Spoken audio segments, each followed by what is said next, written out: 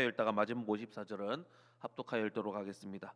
이틀이 지남에 예수께서 거기를 떠나 갈릴리로 가시며 친히 증언하시기를 선지자가 고향에서는 높임을 받지 못한다 하시고 갈릴리에 이르심에 갈릴리인들이 그를 영접하니 이는 자기들도 명절에 갔다가 예수께서 명절 중 예루살렘에서 하신 모든 일을 보았음이더라.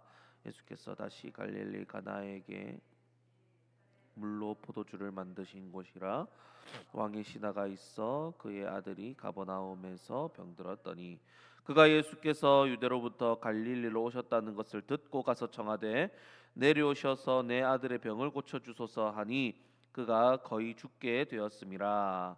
예수께서 이르시되 너희는 표적과 기사를 보지 못하면 도무지 믿지 아니하리라. 신하가 이르되 주여 내 아이가 죽기 전에 내려오소서. 예수께서 이르시되 가라 내 아들이 살아 있다 하시니 그 사람이 예수께서 하신 말씀을 믿고 가더니 내려가는 길에서 그 종들이 오다가 만나서 아이가 살아 있다 하거늘 그 낫기 시작한 때를 물은즉 어제 7시에 열기가 떨어졌나이다 하는지라. 그의 아버지가 예수께서 내 아들이 살아있다 하신 말씀하신 그때인 줄 알고 자기와 그 온 집안이 다 믿으니라. 이것은 예수께서 유대에서 갈릴리로 오신 후에 행하신 두 번째 표적이니라. 아멘. 자, 오늘 우리가 읽은 본문을 통해서 주님께서 주시는 은혜를 네 가지로 함께 살펴보도록 하겠습니다. 첫째로 여러분, 우리는 부자들도 가난한 자들과 마찬가지로 고난이 있다라는 것을 볼 수가 있습니다. 오늘 본문에는 아들이 병에 걸려서 깊은 근심에 잠긴 왕의 신하, 그러니까 고관에 대해서 나오지요. 그는 아들을 낫게 하기 위해서 돈으로 할 수 있는 모든 일은 다 했을 것입니다. 자, 그러나 돈이 전능한 것은 아니지요.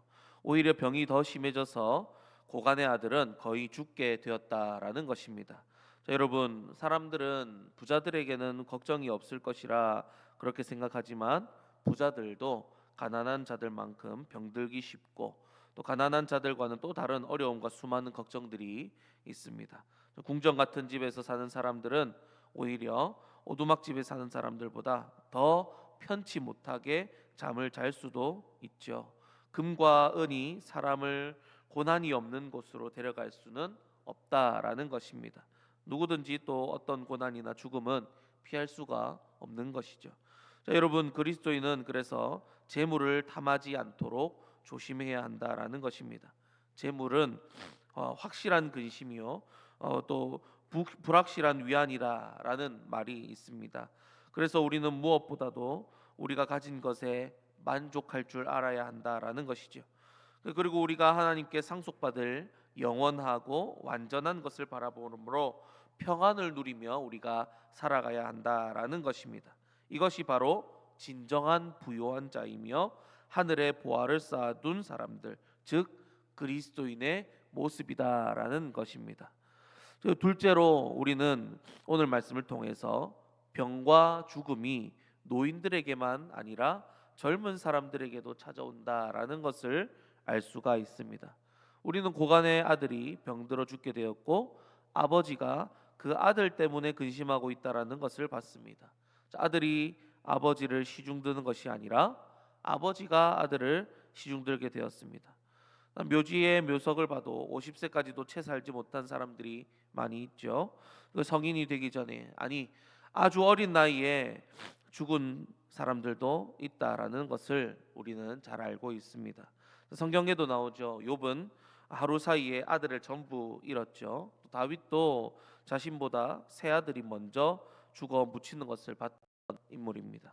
여러분, 우리는 하루 동안이라도, 아니 우리 바로 앞에 일이라도 우리는 알 수가 없습니다. 우리 앞에 무슨 일이 놓여 있는지 도무지 알 수 없다라는 것이죠. 노인과 연약한 사람들이 여러 해 살아가고 있는데 힘세고 건강한 사람들이 하루아침에 생명을 잃고 죽게 되는 일도 많이 있습니다.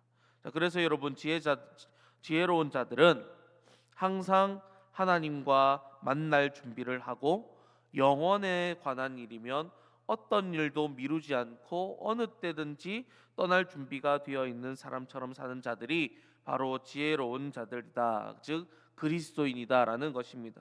그렇게 산다면 우리는 젊어서 죽든 나이 들어 죽든 중요치 않게 되겠지요.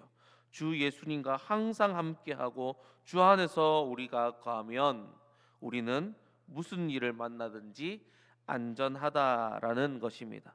자, 셋째로 우리는 오늘 말씀을 통하여서 고난이 영혼의 유익이 된다라는 것을 배울 수가 있습니다.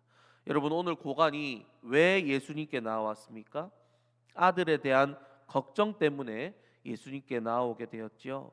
필요한 때에 도움을 구하기 위해서였지만 예수님을 만나고 교제함으로 마침내 그와 온 집이 다 믿게 되었다라는 것입니다. 그런데 이 모든 일들이 그 아들의 병 때문에 일어난 일이라는 것을 우리는 기억해야 합니다. 고간의 아들이 병들지 않았더라면 그 아버지는 죄 속에서 살다가 죄 속에서 죽었을 것입니다. 그래서 여러분, 고난은 하나님이 우리를 위해 쓰시는 약 중에 하나다라는 것이죠. 고난은 우리를 예수님에게로 이끌어가기 때문에 우리를 위해 좋은 것이다라는 것입니다. 시편 119편 71절에 고난 당한 것이 내게 유익이라라고 하지 않습니까? 시편 기자도 고백하길 고난으로 말미암아 내가 하나님께로 더 가까이 말씀으로 더 가까이 나아갈 수 있기 때문에 고난 당한 것이 내게 유익이다라고 말했던 것입니다. 그러므로 여러분, 우리는 고난에 처했을 때 불평하지 않도록 조심해야 합니다. 우리에게 닥친 모든 슬픔 속에는 의미가 있고 하나님의 뜻이 있기 때문입니다. 또 우리가 겪어야 할 필요가 있는 것이기 때문에 하나님께서 주신 것이며 그 속에 하나님께서 보내시는 메시지가 담겨 있기 때문이다라는 것이죠. 그러니 우리가 고난을 당할 때 불평하는 것이 아니라 오히려 그것을 기쁘게 여기실 수 있기를 축복합니다.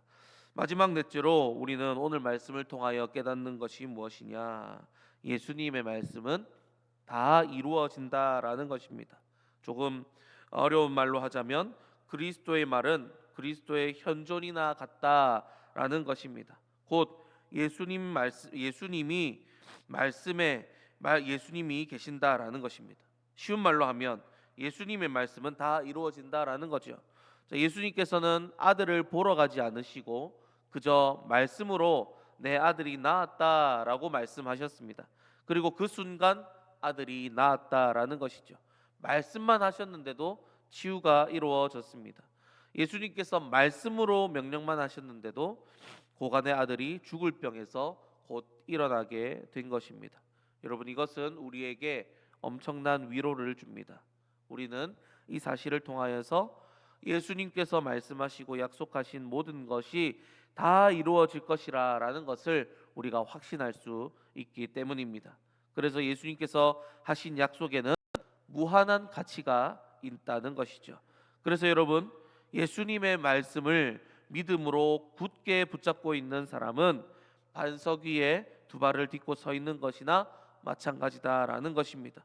그렇게 우리가 예수님을 믿고 그의 말씀과 약속을 믿는 것이 우리에게 가장 큰 안전이다라는 것이죠. 그러니 여러분, 성경 속에 수많은 우리 주님의 약속들과 말씀들을 굳게 믿고 붙잡아 주님께서 주시는 평안과 안전을 누리며 우리네 인생길 걸어가시는 저와 여러분들 다 되시기를 주님의 이름으로 간절히 축복합니다. 기도하겠습니다.